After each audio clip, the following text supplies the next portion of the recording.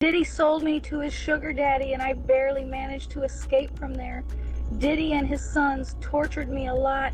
The story begins with a harrowing personal account from someone claiming to be a victim of Sean Combs, widely known as Diddy. This individual describes being sold by Diddy to his sugar daddy, from whom they narrowly escaped. They allege that Diddy and his sons subjected them to extensive torture. The person intends to file a legal case against the Combs family. According to their narrative, Diddy adopted them at a very young age, but instead of providing care, he engaged in inappropriate behavior, including kissing them. He also brought them to his infamous parties, where the scenes witnessed were indescribable in their depravity. The claimant asserts that Diddy used them in ways that suggest exploitation and abuse. This personal testimony ties into the broader context of Diddy's recent legal troubles. Following a series of trials, a verdict was reached that sentences him to no less than a couple of years in prison. Public reaction has been one of dissatisfaction, with many feeling that the punishment does not match the severity of the allegations. Rumors are circulating that these developments have encouraged Diddy's adopted daughter, Ava Barron Combs, to come forward and reveal her own experiences. She is reportedly determined to expose the dark secrets of the Combs family. One of the most puzzling aspects of Diddy's trials is the limited number of witnesses who testified against him. Given the gravity of the crimes alleged, ranging from sexual assault to human trafficking, observers expected a flood of accusers taking the stand. Over the years, Diddy has faced numerous lawsuits, some publicized, others suppressed, and a few dismissed as outlandish. Yet, only a handful of individuals appeared in court to provide evidence. This scarcity has fueled speculation that many potential witnesses were intimidated, paid off, or otherwise silenced. People anticipated far more charges and a harsher outcome, believing that Diddy escaped accountability for the majority of his purported misdeeds. Among those expected to testify was Jaguar Wright, a singer and outspoken critic who has long accused not only Diddy but also Jay-Z of involvement in sinister activities within the music industry. For years, even before federal agents raided Diddy's properties and uncovered evidence of his freak-off parties, Wright has been vocal about his alleged depravities. She has described these events in graphic detail, claiming insider knowledge that should have made her a key witness. Naturally, the public assumed she would be called to the stand to corroborate the accusations. However, she never appeared, leaving many to wonder why her testimony was not sought or utilized. Another figure whose absence from the courtroom raised eyebrows is Ally Carter, a whistleblower who shared chilling stories of her experiences. In various online videos, Carter appears visibly traumatized as she recounts being used as a party favor at Diddy's gatherings. She explains that this term refers to being placed on a table like an object, available for anyone to exploit once the music stops, the lights flash, and the doors are locked.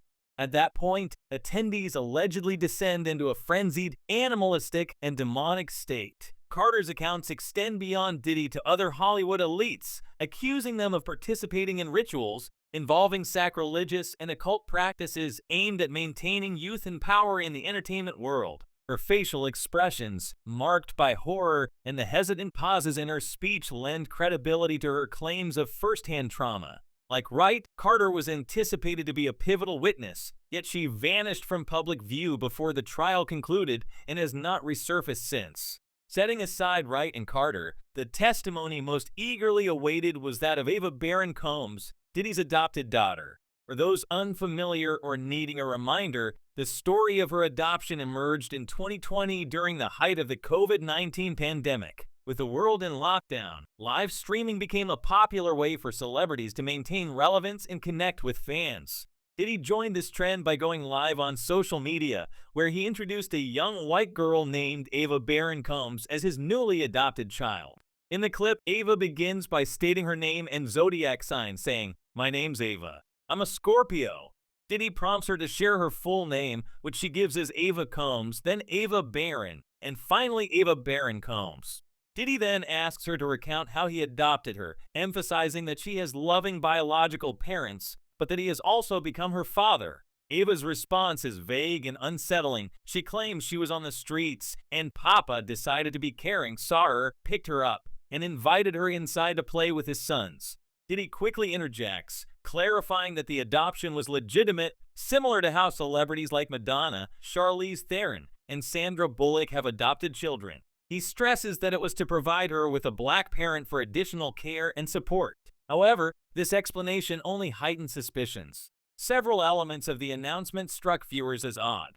Ava's initial introduction with her zodiac sign mirrored profiles on dating apps, which seemed inappropriate for a child. Her story of being on the streets contradicted Diddy's mention of her having beautiful parents, creating inconsistencies. No details were provided about her origins, whether she was a neighbor, a friend of Diddy's twins, or from a formal adoption process. The comparison to Madonna's adoptions was particularly ill-advised, as rumors persist that Madonna's children were taken from their families under duress or through financial incentives, rather than ethical means. Adding to the intrigue is Gene Deal, Diddy's former bodyguard, who parted ways with the mogul amid unresolved tensions. After the split, Deal became a vocal critic, confirming the existence of the freak-off parties. He alleged that attendees included individuals on the younger side of the age spectrum, raising concerns about minors. Shockingly, Deal claimed that Diddy's mother, Janice Combs, not only knew about these events but participated in them and fully endorsed the activities. He pointed to public statements by Diddy about needing ambulances and IVs at his parties due to the intensity, as well as a video where Diddy and his mother shared a kiss on the lips while both receiving IV drips, implying they had attended the same exhausting event. Janice Combs' appearance in court, holding her grandchildren's hands and projecting an image of innocence, starkly contrasts with these allegations. If she was aware of and involved in the parties, her public support for her son during the trial takes on a hypocritical tone. The core of the current buzz surrounds Ava Baron Combs, who has reportedly gone viral for publicly accusing Diddy of abducting her from her home and forcing her into inappropriate acts. Videos and posts purporting to be from Ava detail claims of being passed around at parties while underage, enduring abuse, and witnessing unspeakable horrors. However, authenticity is in question. Multiple young women have emerged over the years claiming to be Ava, and since an adult version of the original girl has not been seen publicly in some time, it's difficult to verify identities. The original Ava from the 2020 live stream appeared to be a teenager, but without recent photos, comparisons are impossible. Public commentary on social media reflects outrage and skepticism. One user wrote that Diddy should remain incarcerated for life without bail, along with the rest of his cult, emphasizing that Ava was underage and exploited. They expressed prayers for Ava and all victims, including those allegedly killed by Diddy, and mentioned Kim Porter, his late ex-partner, in a call for justice. Another pointed out the contradiction in Diddy's story. He claimed Ava had loving parents, yet she described being homeless on the streets. A third commenter suggested that Diddy's son Quincy should face prison time for his alleged role in Ava's mistreatment. Speculation abounds that the recent clips of Ava speaking out could be fabricated using artificial intelligence, given the advancements in deepfake technology. Nothing has been conclusively proven or disproven. The lack of official confirmation from Ava herself, or any legal filings, leaves the claims in limbo. The broader implications touch on themes of power, corruption, and silence in the entertainment industry. Diddy's case exemplifies how wealth and influence can allegedly suppress victims and evidence. The freak-off parties, described as orgiastic events involving drugs, coercion, and possibly non-consensual acts, have been substantiated by raids that uncovered lubricants, narcotics, and weapons. Yet, the trial's outcome suggests that not all evidence was presented or deemed admissible. Jaguar writes prophecies, as she calls them, date back years and align eerily with later revelations.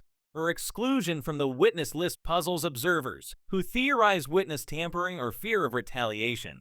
Similarly, Ally Carter's disappearance post-trial fuels conspiracy theories. Did she go into hiding for safety, or was she discredited behind the scenes? Ava's story, if true, represents a deeply personal betrayal. Adopted under the guise of benevolence, she was thrust into a world of excess and danger. The 2020 live stream, intended as a feel-good moment, now reeks of manipulation. Diddy's awkward corrections and Ava's scripted responses hint at rehearsal, perhaps to cover a more sinister acquisition. Gene Deal's insights provide an insider's perspective, painting a picture of a family entrenched in decadence. Janice Combs' alleged involvement shatters the facade of maternal sanctity. The IV incident, innocuous at first glance, takes on ominous meaning in retrospect. As the public digests these developments, questions linger. Is the speaking Ava genuine? Will she file formal charges? What happened to the other potential witnesses? Why were expectations for a landslide of testimony unmet?